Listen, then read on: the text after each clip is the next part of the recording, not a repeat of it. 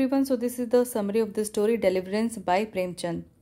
So these are the important points. This story was published in 1931. The meaning of the title is Salvation. This story deals with the issues of untouchability and caste discrimination prevalent in Indian society.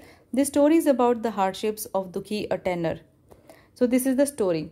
The tanner Dukhi wants to fix his daughter's engagement and he needs an auspicious date from the Pandit Ghashiram. He is worried that even if Pandit comes to their house, then he is not going to sit on their cot because they are untouchables. He suggests his wife to make a mat of mohua leaves which are considered to be sacred. He also advises his wife to bring flour, rice and ghee etc. to give as an offering to the Pandit, but also warns her not to touch that offering. He asks her to seek the help of Gaun's daughter to carry that offering from the shop. Dukhi goes to give invitation to the Pandit carrying a bundle of grass with him as a present. Dukhi knows that Pandit will be angry if he is going to visit him empty-handed. Dukhi reaches to Pandit's house and invites him by lying flat on the ground and folding his hands in his honor. Dukhi compares this Pandit to God after being impressed to see his godly appearance. But heartless Pandit takes advantage of poor Dukhi and asks him to sweep and plaster his floor with cow dung, and also to carry a pile of hay and to chop a heavy log of wood. He tells him that by the time Dukhi finishes his works, he will have his lunch and after taking a little nap, he will accompany him to his house. Poor Dukhi can't dare to refuse Pandit and starts doing his work.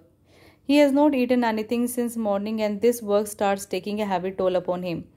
Dukhi feels hungry and exhausted. He finishes all of his works but he is not able to chop the heavy log of wood. He decides to smoke and gets tobacco and pipe from a gaunt chikuri who lives in the neighborhood. He approaches Pandit to ask for fire to light his pipe.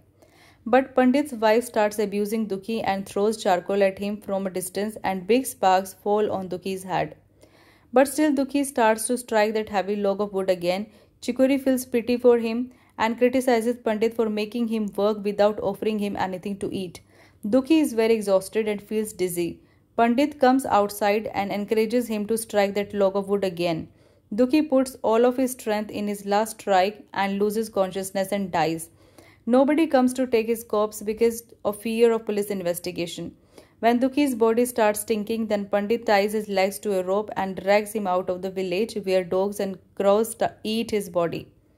This is the treatment that Dukhi gets after living a life full of devotion and faith. And here the story ends.